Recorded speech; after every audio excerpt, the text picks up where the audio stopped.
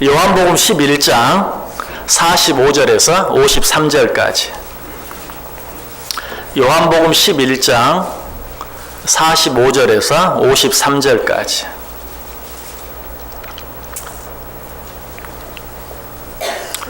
요한복음 11장 45절에서 53절까지 한 절씩 교독합니다.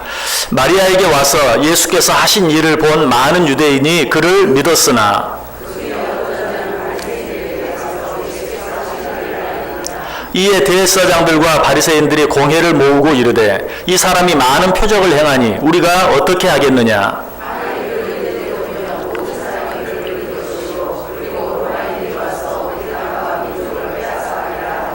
그 중에 한 사람 그 해의 대제사장인 가야바가 그들에게 말하되 너희가 아무것도 알지 못하는도다.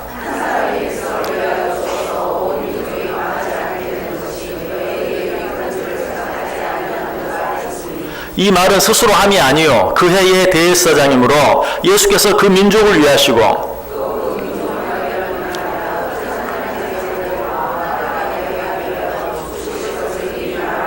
같이 읽습니다. 이날부터는 그들이 예수를 죽이려고 모의하니라. 아멘. 우리 옆 사람들과 인사할까요? 참 잘 오셨습니다. 큰 은혜 받으시기 바랍니다. 예, 여러분들 정말 잘 오셨습니다. 오늘도 하나님의 큰 은혜가 여러분 모두 위에 넘치시기를 주님의 이름으로 간절히 축원합니다. 우리 지난 시간에도 같은 본문 생각해 보았습니다. 어떤 내용이었습니까? 예수님께서 죽은 나사로를 살리셨을 때 사람들이 어떤 반응을 보였는가? 전혀 다른 두 가지 반응을 보인 것에 대해서 생각해 보았어요. 그 첫 번째 반응은 무엇이었습니까? 45절에 나오죠. 마리아에게 와서 예수께서 하신 일을 본 많은 유대인이 그를 믿었다. 너무 감사한 반응이고 너무 당연한 모습이죠. 예수님께서 죽은 나사로를 다시 살리시는, 죽어서 나흘이나 되어서 썩어서 냄새가 나는 그 나사로를 다시 살리시는 이 기적을 보고 많은 사람들이 예수를 믿게 된 것, 너무 당연한 것이. 자, 그런데 이런 당연한 모습만 나와 있습니까? 그렇지 않죠. 전혀 그렇지 못한, 언뜻 생각하면 전혀 이해가 되지 않는 그런 모습, 그런 반응도 있었던 것을 보게 돼요. 어떤 반응이었죠?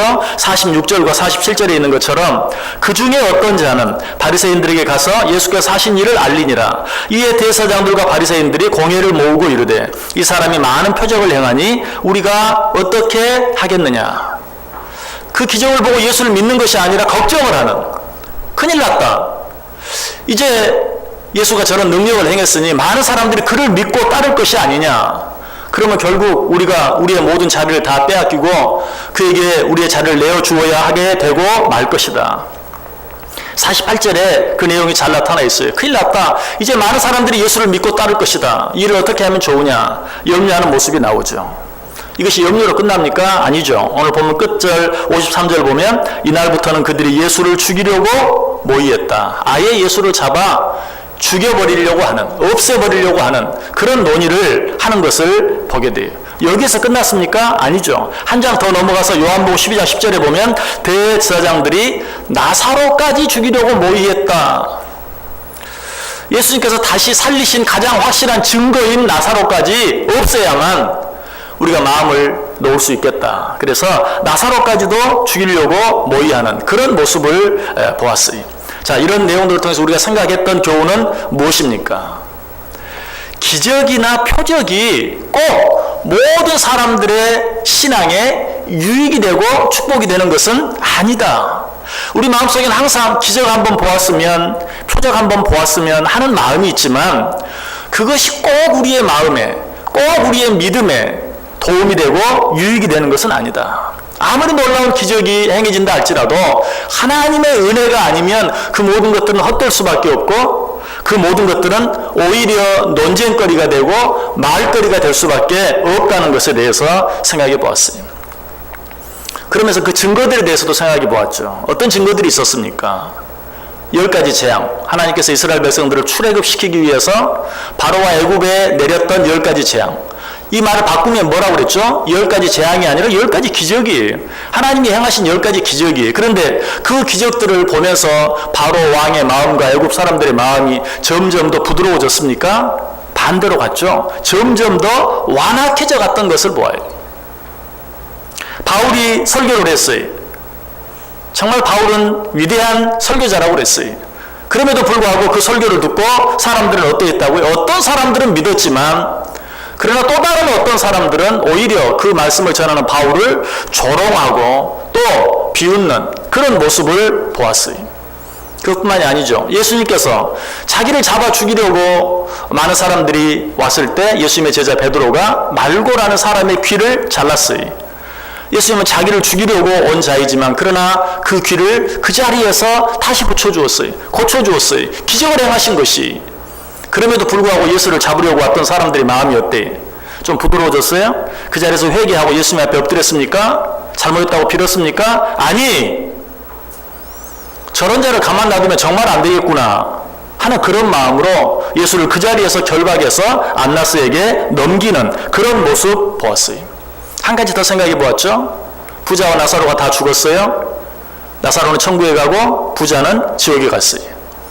지옥에 있던 이 부자가 천국에서 아브라함의 품에 안겨 있는 나사로를 보고 제발 저 나사로를 우리 집, 지금 우리 형제들이 살고 있는 우리 집에 보내서 그들이라도 예수 믿고 내가 있는 이 지옥에 오지 않고 천국에 올 수 있도록 해주옵소서.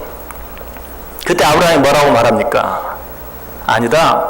지금 모세와 여러 선지자들을 통해서 그들에게 하나님의 말씀이 주어지고 있는데 그들을 통해서 듣지 아니하면 설령 죽은 나사로가 다시 살아 돌아가서 예수를 믿으라고 한다고 할지라도 그들은 듣지 아니할 것이다 라고 말하는 것에 대해서 생각해 보았어요. 이처럼 어떻습니까?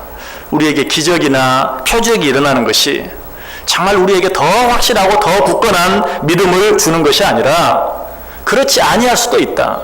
제 아무리 놀라운 기적과 표적이 행해진다 할지라도 거기에는 항상 두 가지 반응이 있다.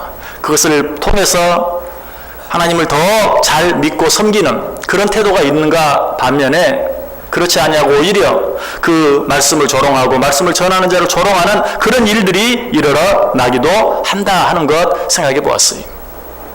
자, 이렇게 우리가 지난 시간에 생각했던 내용은 하나님께서 우리에게 말씀을 주셨을 때 그 말씀을 듣고 나타낸 우리들의 반응, 두 가지 서로 다른 반응에 대해 생각해 보았습니다. 자, 오늘은 이 똑같은 말씀을 가지고 이제는 좀 입장을 바꾸어서 우리가 이 말씀을 다른 사람에게 전할 때 그 사람들이 어떤 반응을 보이는가, 그때도 동일하게 하나님께서, 예수님께서 어떤 기적과 능력을 우리에게 행할 때 우리가 보이는 그 반응처럼 우리가 그 말씀을, 그 복음을 다른 사람들에게 증거할 때 다른 사람들은 어떤 반응을 보이는가, 그들도 똑같다는 것이 두 가지 반응이 우리들의 말을 듣고 그들이 회개하고 주님께로 돌아오는 그런 반응이 있는 반면에 또 다른 반응은 어때요? 복음을 전하는 우리들을 조롱하고 비웃고 오히려 그들의 마음이 더 완악해져서 우리들이 소위 말하는 안티 기독교인들이 되는 그런 모습들도 많이 있다는 사실이에요. 어쩔 때는 복음을 전하면 생각밖에 그 사람이 쉽게 뜨겁게 변화되어서 돌아오는 모습을 보고 놀랄 때도 있어요.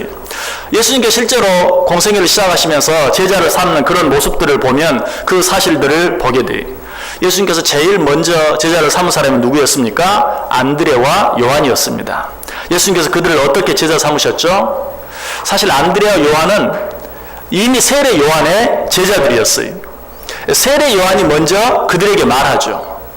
자, 우리 성경 한번 같이 펴놓고 한번 찾아 읽으면서 이 말씀 생각해 보겠습니다. 요한복음 1장 한번 펴보시기 바랍니다.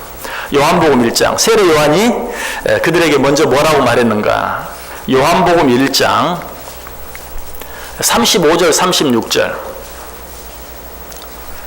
이 말씀 읽은 뒤에 덮지 말고 그대로 요한복음 1장 펴놓으시기 바랍니다. 요한복음 1장 35절 36절. 우리 다 같이 한 목소리로 읽어볼까요? 또 이튿날 요한이 자기 제자 중 두 사람과 함께 섰다가 예수께서 건의심을 보고 말하되 보라 하나님의 어린 양이로다. 아멘. 세례 요한이 먼저 안드레와 요한을 향해서 예수님의 앞에서 거니시는 모습을 보고 보라 하나님의 어린 양이로다. 이 한마디에 안드레 요한이 어때요? 곧바로 예수님을 따릅니다. 그 다음 39절 보세요. 39절 시작. 예수께서 이르시되 와서 보라. 그러므로 그들이 가서 계신 데를 보고 그날 함께 거하니 때가 10시쯤 되었더라. 보라 하나님의 어린 양이로다 라는 자기들의 스승 세례 요한의 말을 듣고 곧바로 예수님을 따라요. 그러자 예수님께서 그들에게 뭐라고 말합니까? 와서 보라. 그러자 그들이 예수님과 함께 예수님이 계신 곳을 가서 예수님과 함께 거하는 그런 모습을 보게 돼요. 참 간단한 아주 짧은 그런 말이었지만 보라 하나님의 어린 양이로다 라는 세례 요한의 음성, 그리고 예수님께서 와서 보라 라고 말씀하심으로 그들이 예수님의 제자가 되는 그런 모습을 보게 돼요. 물론 이 안드레 요한의 모습을 보면서는 그 사람들이야 원래 예수님을 아는 자들, 메시아를 고대하는 자들 아니었습니까? 하나님을 믿는 자들 아니었습니까? 세례 요한의 제자들이었잖아요 라고 생각할 수 있어요. 자, 그러나 이 안드레와 요한뿐만 아니라 그 다음에 예수님의 제자가 된 자들, 그들은 어떤 반응을 보였는가? 그들은 예수님에 대해서 전혀 알지 못하던 자들이었어요. 그 첫 번째 사람이 후에 예수님의 수제자가 된 베드로였죠. 베드로는 어떻게 예수님의 제자가 됩니까? 자, 역시 요한복음 1장 41절과 42절 우리 같이 읽습니다. 그가 먼저 자기의 형제 시몬을 찾아 말하되 우리가 메시아를 만났다 하고, 메시아는 번역하면 그리스도라. 데리고 예수께로 오니 예수께서 보시고 이르시되 내가 요한의 아들 시몬이니 장차 게바라 하리라 하시니라. 게바는 번역하면 베드로라. 자, 베드로는 어떻게 예수님의 제자가 되었습니까? 그의 형제 안드레의 전도를 통해서 예수님의 제자가 되었어요. 그의 형제 안드레가 뭐라고 말해요? 우리가 메시아를 만났다. 그리고 어떻게 하죠? 데리고 예수께로 왔다라고 말했어요. 여러분, 이것도 어때요? 아주 간단하죠? 우리가 메시아를 만났다. 그리고 그를 예수님께 데리고 왔을 때 예수님의 제자가 된 것을 보게 돼요. 자, 그 다음에 예수님의 제자가 된 사람은 누구입니까? 빌립이에요.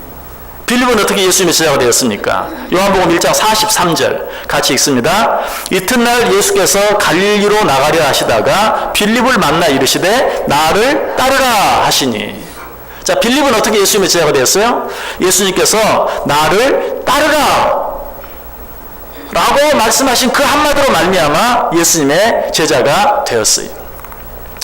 여러분, 때로는 전도할 때나 권면을 할 때 이런 강권적인 권면이 필요할 때가 있어요. 나를 따르라. 어떻게 보면 아무리 예수님이지만 누가 그 한마디에 쉽게 따르겠는가, 예수님을 알지 못하는 자들이. 그러나 분명히 예수님께서 나를 따르라 강권적으로 한마디를 하셨을 때 그를 따라오는, 또 많은 사람들이 또 와서 보라 라고 말하는 그 한마디, 우리가 메시아를 만났다 라는 그 한마디, 아주 짧은 말씀들이지만 그런 말씀들을 통해서 예수님을 따르고 예수님을 믿고 예수님의 제자가 되는 그런 모습을 보게 돼요. 우리가 우리 이웃들이나 특별히 우리 자녀들에게 때로는 이런 강권적인 태도도 필요해요. 예수를 믿으라, 교회에 가자 하는 그런 강권적인 요구가 때로 필요할 때도 있어요. 물론 정말 요즘 부모의 말을 누가 그렇게 잘 듣습니까? 어리고 나이가 들어서를 떠나서 그 말씀들을 잘 듣지 않는 때가 참 많아요. 그럼에도 불구하고 우리는 강권적인 태도가 때로는 필요할 때가 있어요. 어떤 어린 아이 하나가 종이만 보면 그냥 종이를 계속 찢는 그런 좋지 않은 습관을 가지고 있었어요. 그 부모는 참 너무 속이 상해서 그 어떤 습관을 고쳐보기 위해서 상담사도 만나보고 또 의사도 만나보고 했어요. 그런데 그 상담사, 의사 만나서 여러 가지 처방들 받고 제안을 받아서 그 방법들 해보았지만 잠깐 효과가 있는 것 같다가 다시 또 원위치. 그러다가 어떤 사람이 아주 용하다는 의사를 소개해줘서 찾아가 보았어요. 그 의사가 말합니다. 그 의사 앞에 이제 상담을 받기 위해서 갔는데 역시 이 아이는 또 어때요? 또 종이를 찢어요. 그래서 그 의사가 말했어요. 종이 찢지 마! 종이 찢는 건 나쁜 버릇이야. 그런데 그 말에 이 아이가 그 다음부터는 종이를 찢지 않게 되었다는 것이. 여러분, 실제로 그럴 수도 있어요. 그냥 어떻게 하면 이 아이를 잘 설득할 수 있을까 너무 세밀하게 생각하고 너무 조심하고 하다가 오히려 아무것도 하지 못할 수도 있고, 그러나 어쩔 때는 직접적인 한마디, 조용히 짖지 마, 그 나쁜 버릇이야 라는 한마디가 오히려 효과적일 수도 있어요. 여러분, 더더욱 그 자체 안에 생명이 있고 능력이 있는 복음은 더더욱 그러할 때가 있어요. 항상 그렇지는 않을지라도 때로는 이런 강권적인, 나를 따르라, 와서 보라, 교회 가자, 우리 함께 신앙생활 하자 하는 이런 강권적인 도전이 필요할 때도 있다는 사실이. 자, 그런데 이런 모습들은 어쨌든 복음을 전했을 때 그 복음을 사람들이 믿고 따랐어요. 그 복음을 통해서 사람들이 예수님의 제자가 되었어요.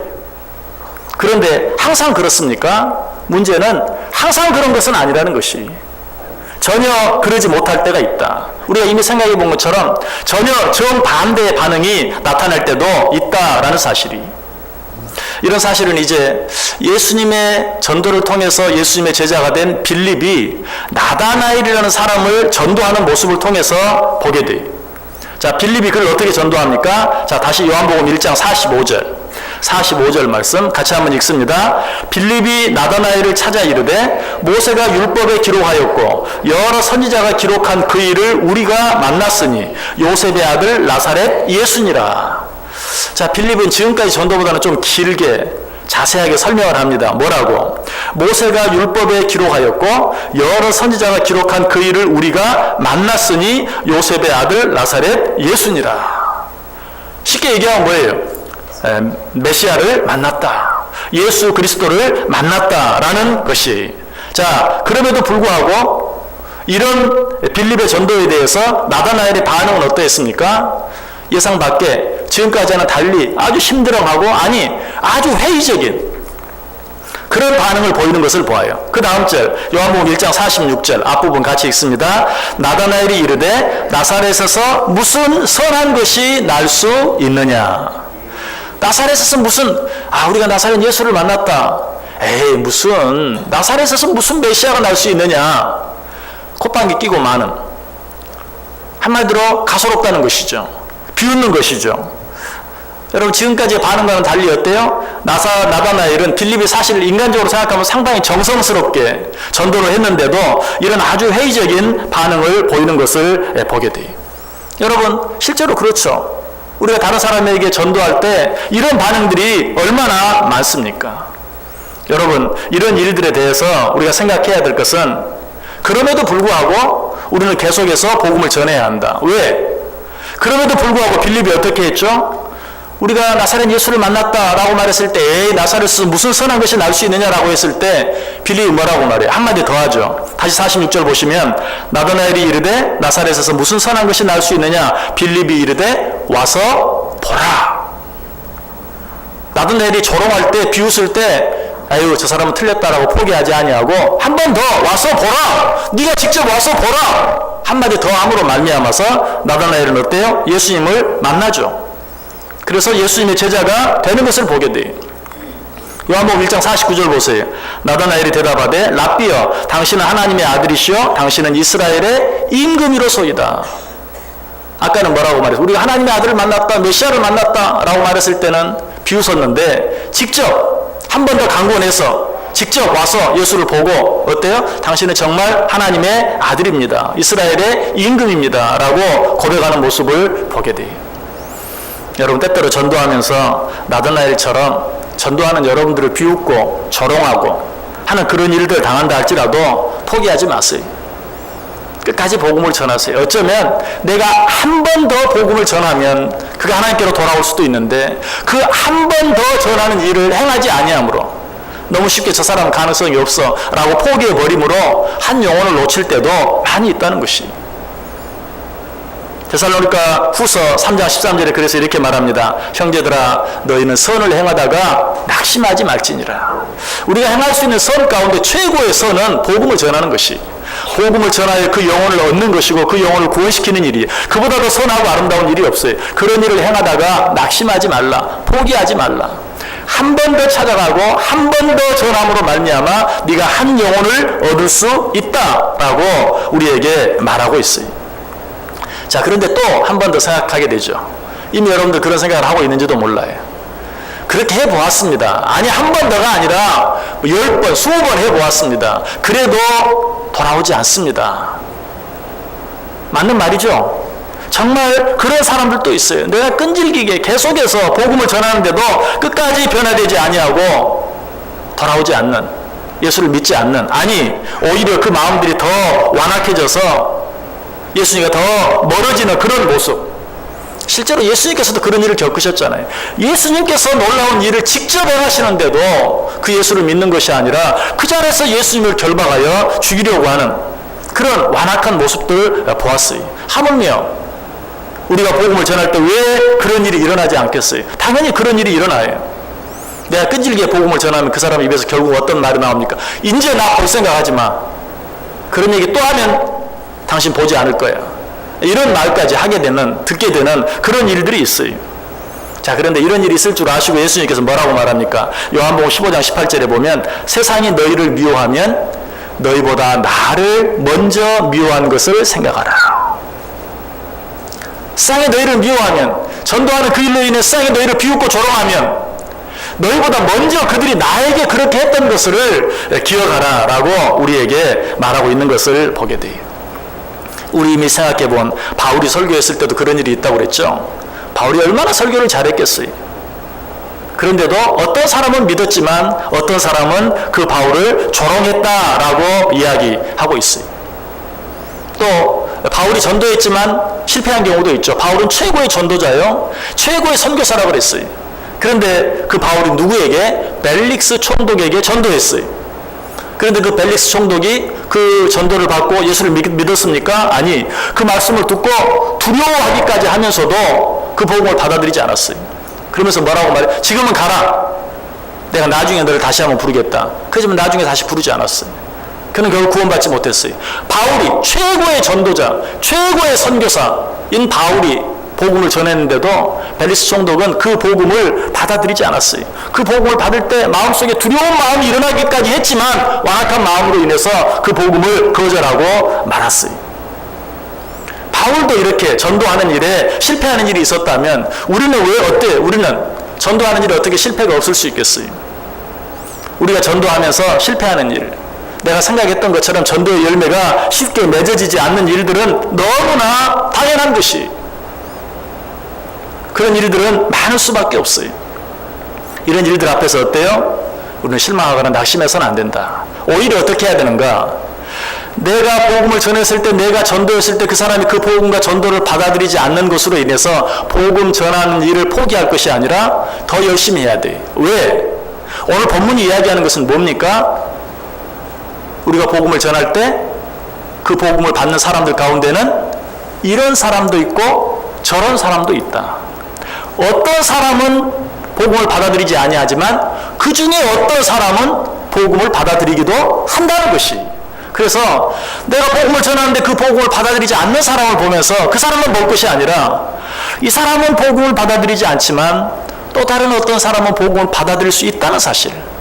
오늘 본문이 우리에게 얘기하는 그 중에 어떤 자는, 내가 10사람에게 복음을 전하면 그 중에 어떤 자, 그 중에 한 사람, 아니 100사람 가운데 그 중에 한 사람은 내가 전하는 복음으로 말미암아 예수 그리스도를 믿게 된다는 사실을 생각하며 오히려 복음을 거절하는 사람들을 보면서 언젠가는 내 복음을 받아들일 수 있는 사람이 나타날 시간이 가까워졌다. 한 사람이 거절했어요? 두 사람이 거절했어요? 세 사람이 거절했어요? 몇 사람째일지는 모르지만 분명히 누군가 내 복음을 받아들일 사람이 점점 가까워져 있다고 생각하면 돼요.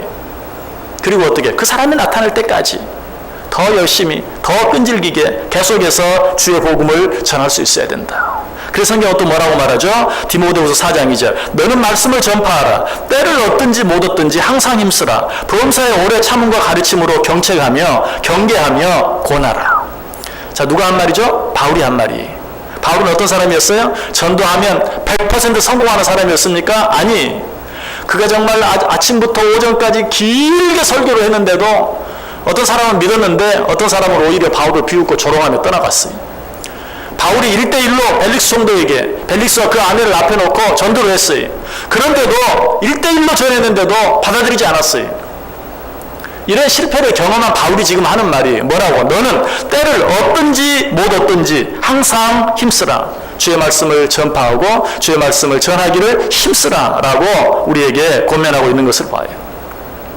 예수님께서도 마태복음 28장 19절 20절에서 그러므로 너희는 가서 모든 민족을 제자로 삼아 아버지와 아들과 성령의 이름으로 세례를 베풀고 내가 너희에게 분부한 모든 것을 가르쳐 지키게 하라. 볼지어다 내가 세상 끝날까지 너희와 항상 함께 있으리라.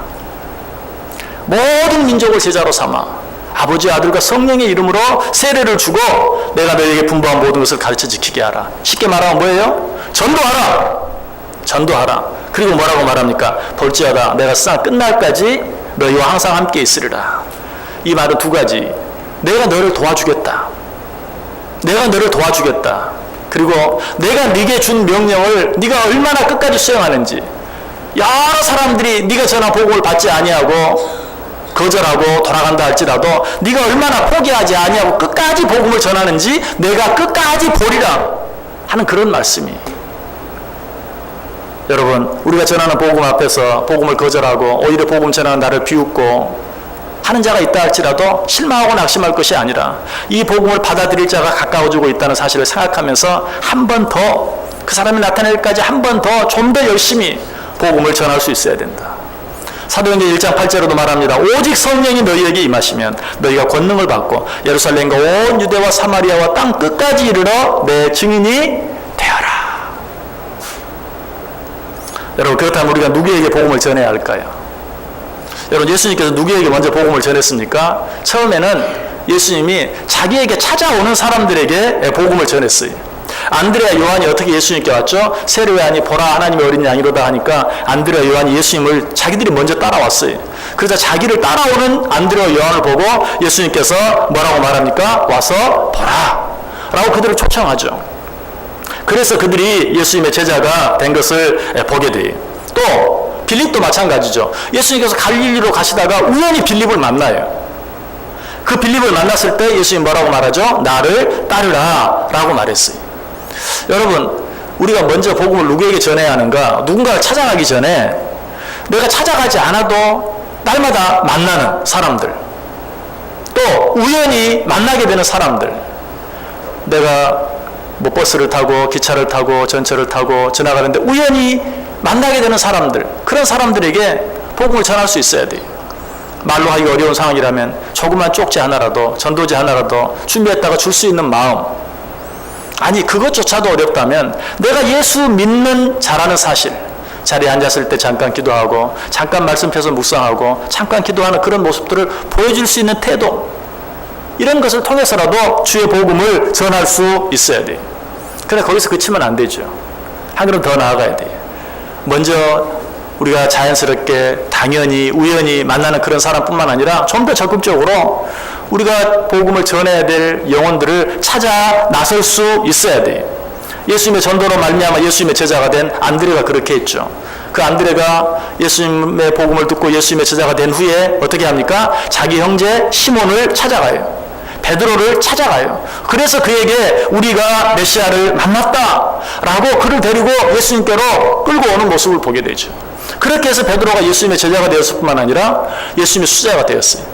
전도는 누가 했어요? 안드레가 했어요. 안드레가 베드로를 전도했어요. 그런데 예수님의 수제자는 누가 되었어요? 베드로가 되었어요. 이런 일도 있을 수 있어요. 우리는 우리가 복음을 전할 대상을 구체적으로 찾아 나설 수 있어야 돼요. 빌립도 그러했어요. 예수님께서 우연히 빌립을 만나 나를 따르라 했을 때 예수님의 제자가 되었는데 그 빌립은 어떻게 합니까? 나다나엘을 찾아가요. 가서 나다나엘에게 말합니다. 우리가 메시아를 만났다 라고 복음을 전하는 그런 모습을 보게 돼요. 이런 모습들을 보면서 어때요? 우리도 우연히 만나는 사람들에게는 말할 필요도 없고 구체적으로 복음이 필요한 자들, 하나님께서 내게 강권적인 마음을 주시는 그런 자들을 향해 나아갈 수 있어야 돼요. 누가복음 14장 23절에 말합니다. 주인이 종에게 이르되 길과 산 울타리로 가서 산 울타리가로 나가서 사람을 강권하여 데려다가 내 집을 채우라. 사람을 강권하여 데려다가 내 집을 채우라 라고 말하고 있어요. 여러분, 시대가 바뀌고 또 여러 가지 삶의 환경이 바뀐다 할지라도 전도는 다른 길이 없어요. 다른 말로 하면 전도에는 왕도가 없어요. 전도하는 데는 좀 더 그럴듯한 방법, 좀 더 세련된 방법, 좀 더 지혜로운 방법, 좀 더 신사적인 방법, 이런 방법이 없어요. 우리는 강권할 수 있어야 돼요. 그렇게 무식하게 전도하면 전도가 되겠느냐고요? 전도는 원래 무식한 것이, 특별히 하나님을 알지 못하는 자들에게는 여러분이 아무리 세련되고 좋은 방법으로 한다 할지라도 그것은 이해할 수 없는 말도 안 되는 미련한 것일 뿐이에요. 고린도전서 1장 18절에 말해 십자가의 도가 멸망하는 자들에게는 미련한 것이라. 십자가의 도, 하나님을 알지 못하고 예수 그리스도를 만나지 않은 자들에게는 어차피 미련한 것이, 그들에게 전도하는데 무슨 세련된 방법, 좋은 방법, 신사적인 방법, 이런 방법은 있을 수 없어요. 고린도전서 1장 23절도 말해 우리는 십자가에 못 박힌 그리스도를 전하니 유대인에게는 거리끼는 것이요 이방인에게는 미련한 것이로되.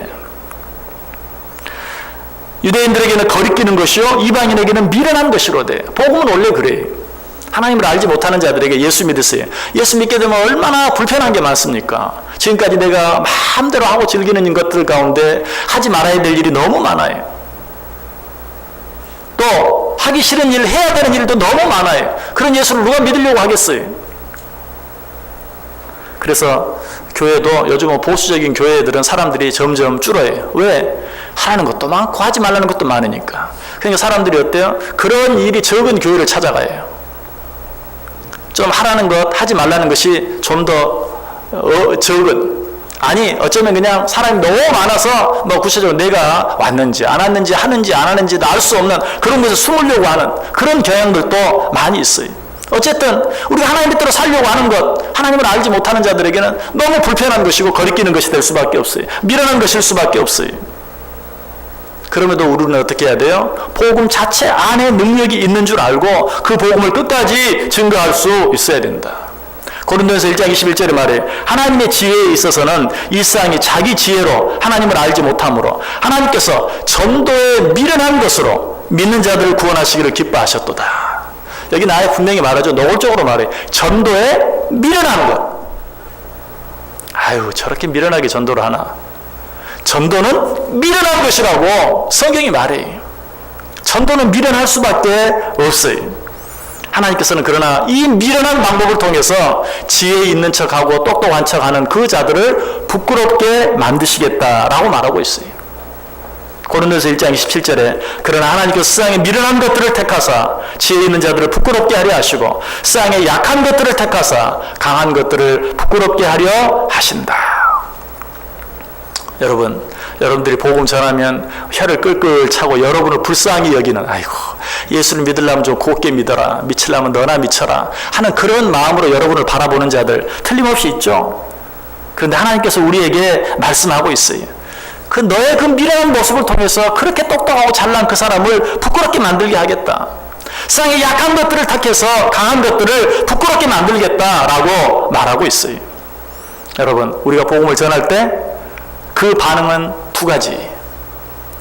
받아들이는 자가 있고 받아들이지 않는 자가 있어요.